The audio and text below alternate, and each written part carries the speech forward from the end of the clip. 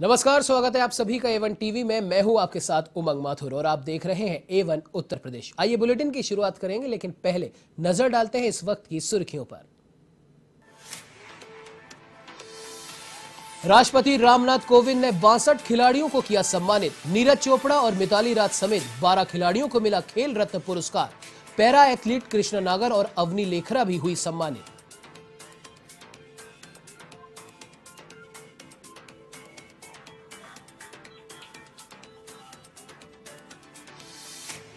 Mission Uttar Pradesh पर गृह मंत्री अमित शाह वाराणसी, आजमगढ़ और बस्ती में कई कार्यक्रमों में की शिरकत।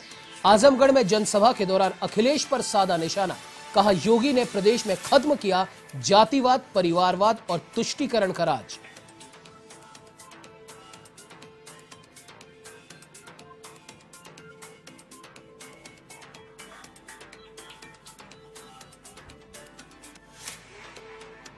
गोरखपुर में सपा सुप्रीमो अखिलेश यादव ने किया चुनावी आगाज। विजय रथ यात्रा के तीसरे चरण का किया शुभारंभ। सुरक्षा व्यवस्था के रहे पुख्ता इंतजाम।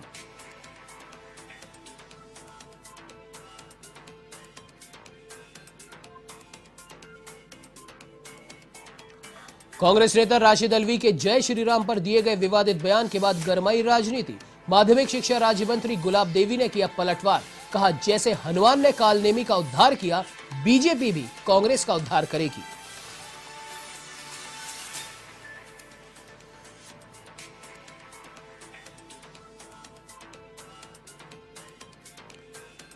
सहारनपुर में कोतवाली सदर थाना पुलिस ने वाहन चोर गैंग का किया पर्दाफाश। गैंग के 5 सदस्यों को गिरफ्तार कर 2 दर्जन से अधिक वाहन किए बरामद।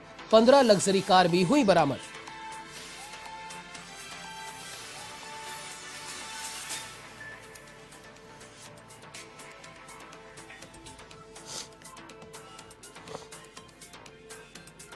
अब आइए बुलेटिन की शुरुआत करते हैं विस्तार से। आपको बता दें कि टोक्यो ओलंपिक में झंडा गाड़ने वाले gold medallist javelin thrower Neeraj Chopra, silver medallist पहलवान रवि दहिया, महिला क्रिकेटर मिताली राज और हॉकी कप्तान मनप्रीत सिंह सहित 12 एथलीटों को मेजर ध्यानचंद खेल रत्न पुरस्कार से नवाजा गया।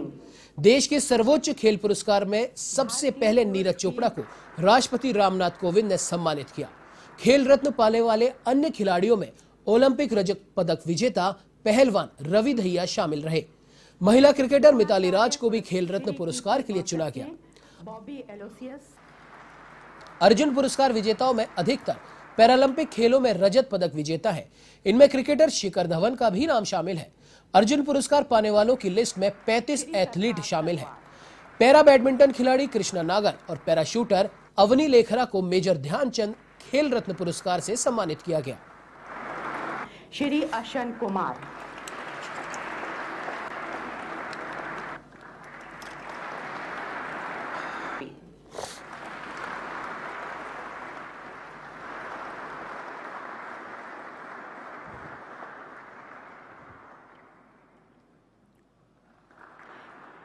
श्री मनप्रीत सिंह, भारतीय पुरुष फील्ड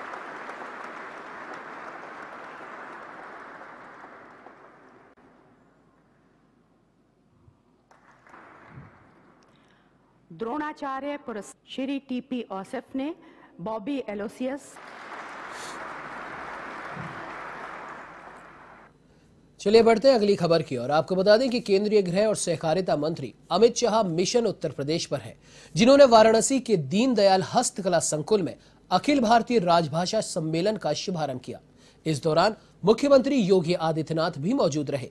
कार्यक्रम को संबोधित करते हुए शाह ने कहा कि आजादी की लंबी लड़ाई लड़ने के बाद हमें स्वराज मिला, लेकिन स्वदेशी और स्वभाषा का लक्ष्य अधूरा रह गया। प्रधानमंत्री नरेंद्र मोदी की केंद्र में सरकार बनी तो स्वदेशी पर जोर देने का काम शुरू हुआ। आजादी के अमृत महोत्सव में हम भारतीयों का यह संकल्प हो कि देश के स्वतंत्रता के जब 100 साल पूरे हों तो हमारी ये स्थानीय भाषाओं और राजभाषा हिंदी का इतना दबदबा हो कि हमें किसी विदेशी भाषा की मदद की जरूरत ना पड़े। इस देश की शिक्षा, प्रशासन, न्याय व्यवस्था, तकनीक व जनसंचार की भाषा स्थानीय भाषा और राजभाषा हिंदी होगी, तभी उसका लाभ आम जन को मिलेगा।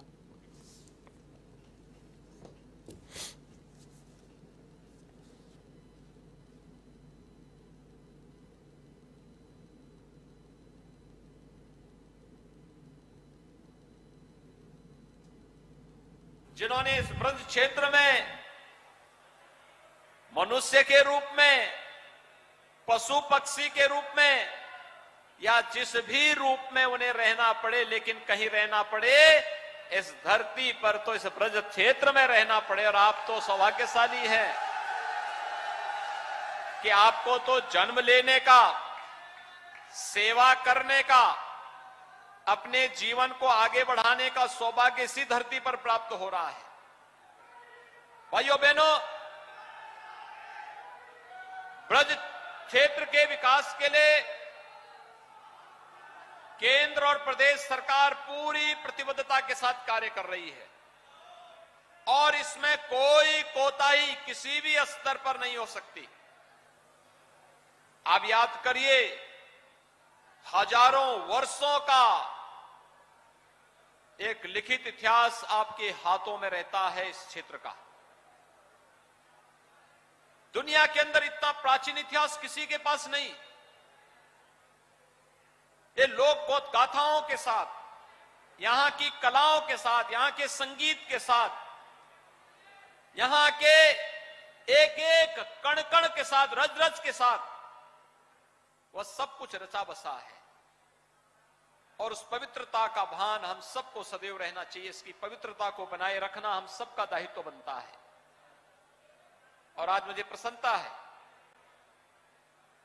ब्रज रस के इस उत्सव के साथ देश के हुनर को भी एक मंच दिया गया है कि आजादी के अमृत महोत्सव के वर्ष के अंदर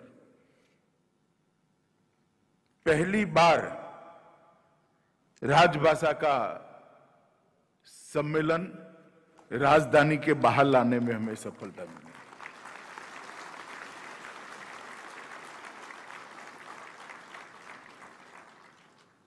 कोई भी सरकारी परिपत्र, अधिसूचनाएं तब तक लोकभोग्य नहीं होती है जब तक जन आंदोलन में परिवर्तित नहीं होती। और ये राजभाषा को गति देने का जो जरिया है, अखिल भारतीय राजभाषा सम्मेलन, उसको भी दिल्ली के गलियारों से बाहर निकालने का हमने 2019 में ही निर्णय कर लिया। मगर 2 साल कोरोना काल रहा, हम नहीं कर पाए।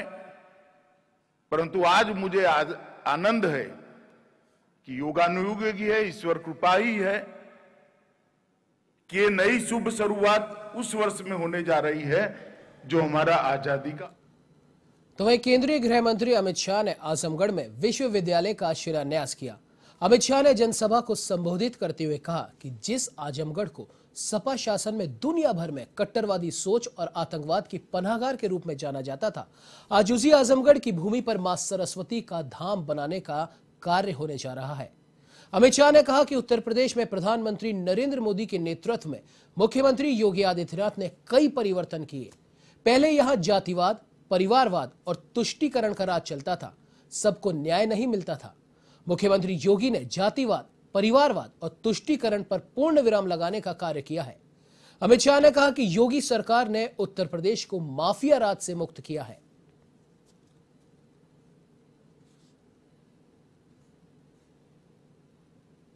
मैंने योगी जी को पूछा कि मंच तो यहां है, आजमगढ़ से यूनिवर्सिटी कितने दूर बनाई है। उन्होंने मुझे कहा, अमित भाई इसी जगह पर यूनिवर्सिटी बनेगी और इसी जगह पर ये मंदिर बनने वाला है। मित्रों, एक शुरुआत है परिवर्तन की। जिस आजमगढ़ को देश विरोधी गतिविधियों का अड्डा बनाकर रखा था, उस आजमगढ़ से आज युवा शिक्षित होकर देश के विकास के काम में लगेंगे। ये बहुत बड़ी उपलब्धि है। मित्रों, मैं आज यहां आया हूं। यहां पर एक नई यूनिवर्सिटी की स्थापना हो रही है। मैं योगी आदित्यनाथ जी को एक सुझाव देना चाहता हूं कि ही उत्तर प्रदेश की भूमि पर परदेशी आक्रांताओं को खदेड़ने का काम महाराज सुहेलदेव जी ने किया था। भाइयों बहनों, आज इसी का परिणाम है कि दुनिया के अंदर भारत की प्रतिष्ठा बढ़ी है और 2017 में इसी उत्तर प्रदेश में आदरणीय प्रधानमंत्री जी के मार्गदर्शन में और माननीय श्री अमित शाह जी के नेतृत्व और रणनीति के तहत जनता जनार्दन ने भारतीय जनता पार्टी को जो समर्थन और सहयोग किया था, आज उसका परिणाम है। आजमगढ़ ने भले ही दो पूर्व मुख्यमंत्री दिए हो, लोकसभा में सांसद चुन करके भेजे हो, लेकिन उनके कारण आजमगढ़ की पहचान धूमिल ही हुई है। पहचान का संकट आजमगढ़ के सामने उन्होंने हमेशा खड़ा किया था। ये वही आजमगढ़ है 2017-2014 के पहले यहां का नौजवान जब देश के अंदर कहीं जाता था तो होटल में कमरा नहीं मिलता था, धर्मशाला में कमरा नहीं मिलता था। पहचान का एक संकट खड़ा होकर के आपके सामने पहचान का एक संकट खड़ा होता था। लेकिन भाइयों बहनों, मोदी जी और अमित शाह जी के नेतृत्व में आज जब भारत के अंदर सरकारें काम कर रही हैं, उत्तर प्रदेश में उनके मार्गदर्शन में भारतीय जनता पार्टी नेतृत्व की सरकार मिल रही है। मुझे याद है जब सरकार का गठन होने जा रहा था, तब माननीय अमित शाह जी ने कहा था कि पूर्वांचल एक्सप्रेसवे को ऐसे बनाएं कि जिससे वह आजमगढ़ के और पूर्वी उत्तर प्रदेश के विकास की बैकबोन बन जाए। आज पूर्वांचल एक्सप्रेसवे आपके विकास की दूरी। तो वहीं बस्ती जिले में केंद्रीय गृह मंत्री अमित शाह ने बस्ती में सांसद खेल महाकुंभ को संबोधित किया।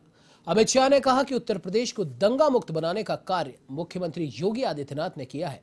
उन्होंने कहा कि आज उत्तर प्रदेश के अंदर खेती, शिक्षा, उद्योग और इंफ्रास्ट्रक्चर समेत हर क्षेत्र में योगी के नेतृत्व में विकास हो रहा है। किसानों के लिए मोदी ने जो काम किया 75 साल में कोई प्रधानमंत्री नहीं कर पाया।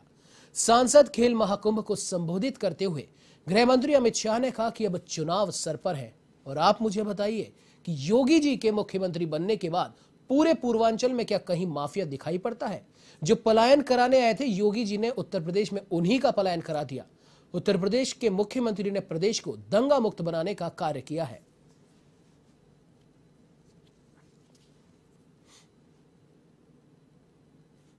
मित्रों, मैंने सारे खिलाड़ियों को कहा कि हमारे देश के प्रधानमंत्री मोदी जी ने सभी सांसदों को खेल महाकुंभ करने के लिए कहा है।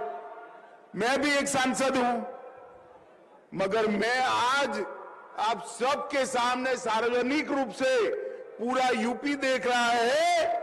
मैं स्वीकार करता हूं कि हरेश द्विवेदी जैसा मैं खेल महाकुंभ नहीं कर सकता जो हरेश भाई ने।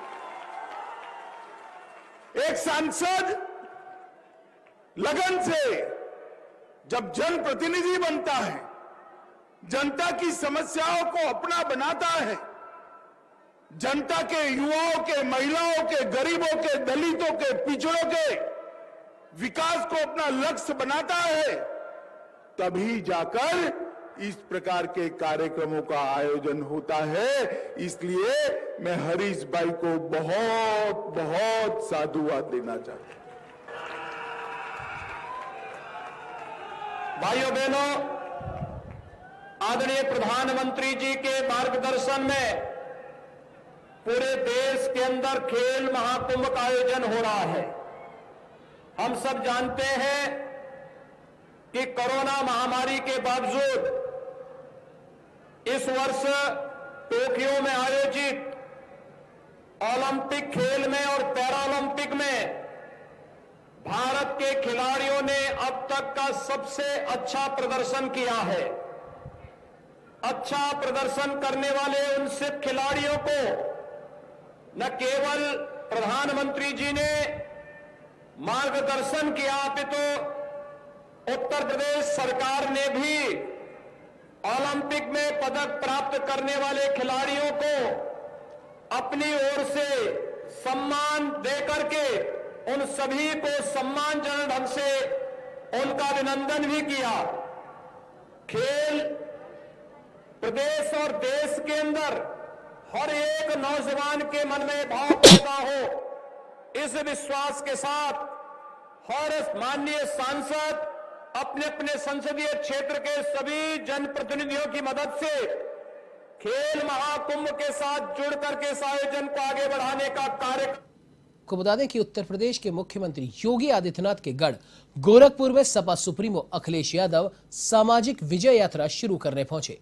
यात्रा गोरखपुर एयरपोर्ट से रवाना हुई। एयरपोर्ट से बाहर हजारों की संख्या में मौजूद कार्यकर्ताओं ने उत्तर प्रदेश के पूर्व मुख्यमंत्री का स्वागत किया।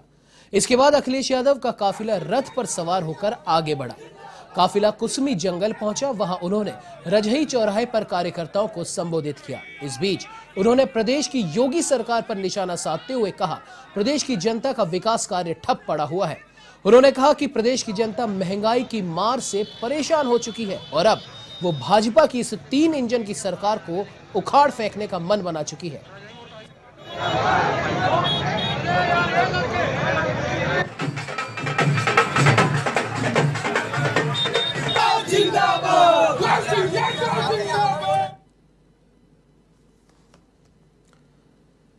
तो वही कांग्रेस नेता राशिद अलवी के जय श्री राम के नारे पर दिए गए बयान के बाद अब राजनीति गर्मा गई है।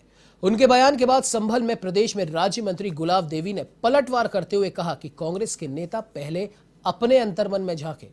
उन्होंने कहा कि जो राम के भक्त होते हैं उनका रास्ता रोकने के लिए कालनेमी राक्षस बनना पड़ता है, जिसका राम भक्तों द्वारा वध किया जाता है। राज्य मंत्री गुलाब देवी ने कहा कि जिस तरह भगवान हनुमान ने कालनेमी राक्षस का वध कर उसका उद्धार किया था, उसी तरह बीजेपी कांग्रेस का भी उद्धार करेगी। दरअसल कांग्रेस के वरिष्ठ नेता राशिद अलवी ने श्री राम का नारा लगाने वालों की तुलना कालनेमी राक्षस से की थी।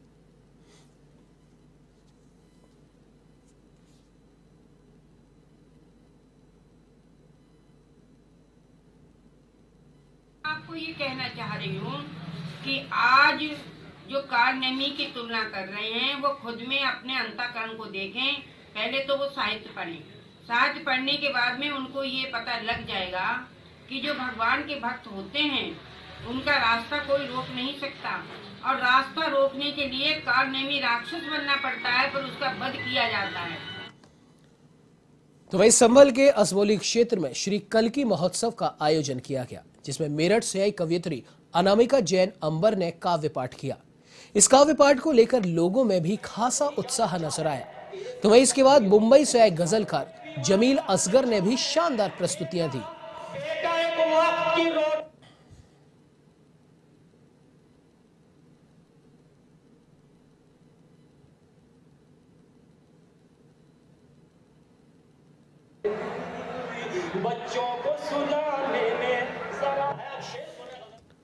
वहीं सहारनपुर में कोतवाली सदर थाना पुलिस ने वाहन चोर गैंग के 5 सदस्यों को गिरफ्तार कर लिया है। पुलिस ने इनके पास से करीब 2 दर्जन से भी अधिक वाहन बरामद किए। आपको बता दें कि करीब 15 लग्जरी कार भी बरामद की गई हैं। 2 फरार अभियुक्तों की तलाश पुलिस कर रही है। कई सालों से ये गैंग वाहन चोरी की वारदातों को अंजाम दे रहा था। तो वहीं गिरफ्तार करने वाली टीम के लिए एसएसपी ने 25,000 का इनाम भी घोषित किया है।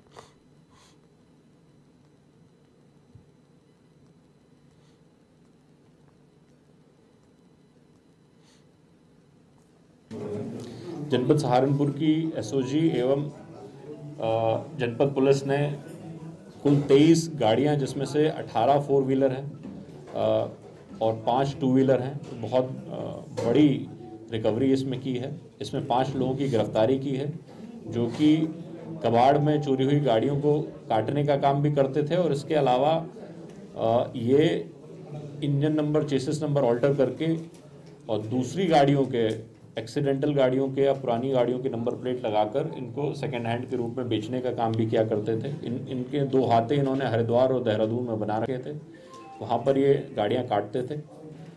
इसके अलावा मेरठ के भी गैंग से इनके तार जुड़े हुए हैं, उसमें 2 लोगों को हम लोगों ने आइडेंटिफाई कर लिया है। पूर्व में भी इन लोगों का आपराधिक इतिहास रहा है। ये कई प्रदेशों से जेल में जा चुके हैं, हरियाणा से जेल में जा चुके हैं, उत्तर प्रदेश से भी और सहारनपुर से भी जेल में जा चुके हैं। इन्होंने जो गाड़ियां हम लोगों ने रिकवर करी हैं वो पंजाब, हरियाणा, दिल्ली तथा उत्तर प्रदेश के विभिन्न जनपदों से चोरी की गई हैं। इस बुलेटिन में फिलहाल इतना ही। देश प्रदेश की तमाम खबरों की जानकारी के लिए आप बने रहिए हमारे साथ और देखते रहिए A1 टीवी। नमस्कार।